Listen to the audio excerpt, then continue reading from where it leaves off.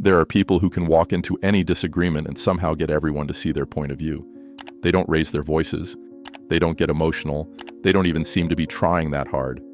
But by the end of the conversation, everyone's nodding along like they came up with the idea themselves. What they're doing isn't magic. It's psychology. And it's so effective that once you learn these techniques, you'll feel like you're cheating in every argument you have. Today, I'm going to show you exactly how they do it. These methods are so smooth, so subtle, that people won't even realize they're being persuaded. They'll just find themselves agreeing with you. Let me guess. You've been in arguments where you knew you were right, but somehow you still lost. Maybe you got emotional and people dismissed you as too sensitive. Maybe you presented facts and they called you argumentative. Maybe you just gave up because you knew they weren't really listening. Here's the thing. Most people think arguments are about who's right. But the people who consistently win arguments know something different. Arguments aren't about truth. They're about influence. And influence follows very specific psychological rules. The problem is, nobody teaches you these rules. So you go into every disagreement, fighting with one hand tied behind your back, wondering why you can never seem to get your point across. But once you understand how persuasion really works, everything changes. You stop fighting harder and start fighting smarter. Technique 1, the agreement ladder. This is so smooth, it's almost unfair. Instead of jumping straight to your main point, you start with something they already agree with. Then you build agreement step by step until they're nodding along with your conclusion. Here's how it works. Let's say you want to convince your boss to let you work from home. Don't start with, I should be able to work from home. Start with something obvious. We both want me to be as productive as possible, right? Of course they agree. And you've noticed that I do my best work when I can focus without interruptions? Again, they agree. And the office can get pretty distracting with all the meetings and conversations? They're still with you. So if there was a way for me to have more focused time while still getting everything done, that would be valuable. Now, they're invested in finding a solution. What if we tried a work from home day once a week to see how it affects my productivity? See what happened? You didn't argue for working from home. You got them to agree that productivity matters, that focus is important, and that solutions are worth trying. By the time you made your request, they were already mentally on your side. Technique 2, the perspective flip. This one's brilliant. Instead of defending your position, you help them see the situation from a completely different angle. You're not changing their mind, you're changing their perspective. Let's say someone thinks you're being too cautious about a decision. Instead of arguing that caution is good, you reframe it. You're right, I am being careful. And here's why that's actually bold. Most people rush into decisions because they're afraid of looking indecisive. It takes real courage to slow down and make sure we get this right. Suddenly, your caution isn't weakness. It's strength. You didn't argue against their perception. You gave them a new way to interpret it.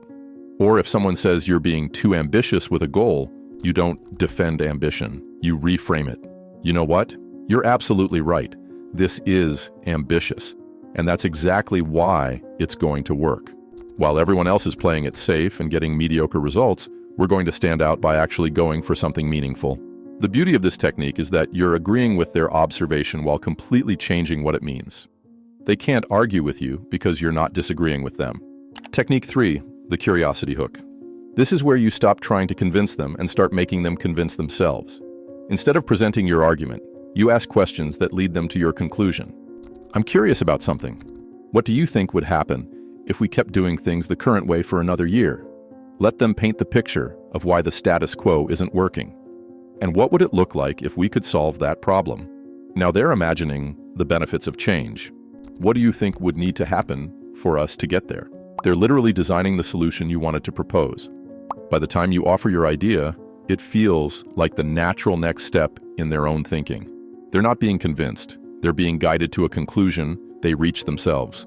This works because people trust their own ideas more than anyone else's. When you help them discover your solution instead of selling it to them, they become invested in making it work. Technique 4, the emotional bridge.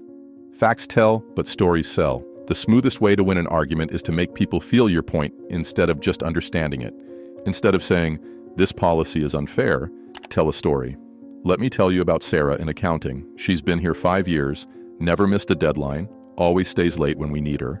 But because of this policy, she's going to have to choose between her job and taking care of her sick mother. Is that really the kind of company we want to be? Now, it's not about policy, it's about Sarah. It's about values. It's about the kind of people they want to be. The key is to make your argument feel personal and immediate. Abstract concepts are easy to dismiss. Human stories are impossible to ignore, but here's the crucial part. The story has to be true and relevant. You're not manipulating emotions. You're helping people connect emotionally with the real consequences of the decision. Technique 5, the graceful exit. This is the most advanced technique, and it's what separates amateurs from masters. You give them a way to agree with you without losing face. Never make someone admit they were wrong. Instead, give them new information that justifies changing their position. You know what? You were absolutely right to be skeptical based on what we knew then. But now that we have this new data, what do you think? Or acknowledge that circumstances have changed. Your concerns made perfect sense 6 months ago. But now that the market has shifted, maybe it's worth reconsidering. The smoothest persuaders make it feel like agreeing with them is the smart, reasonable thing to do. Not because the other person was wrong before, but because they're wise enough to adapt when new information becomes available. This technique is so powerful because it protects the other person's ego while giving them permission to change their mind. And people are much more likely to be persuaded when they don't have to admit they were wrong. Here's what makes these techniques so effective. You're not fighting against human psychology, you're working with it. You're not trying to overpower people's natural resistance. You're making it easy for them to agree with you. The people who win arguments smoothly understand that persuasion isn't about force. It's about flow. It's about guiding people to conclusions instead of dragging them there. When you use these techniques, people don't feel argued with. They feel heard, understood, and respected. And when people feel good about the process, they're much more likely to accept the outcome. If this showed you a completely different way to approach disagreements, hit subscribe for more psychology-based communication strategies. I break down the hidden dynamics of influence every week. And if you try any of these techniques, drop a comment below. Which one feels most natural for your communication style? I read every comment and love hearing about your results. Remember, the goal isn't to manipulate people, it's to communicate so effectively that your best ideas actually get heard.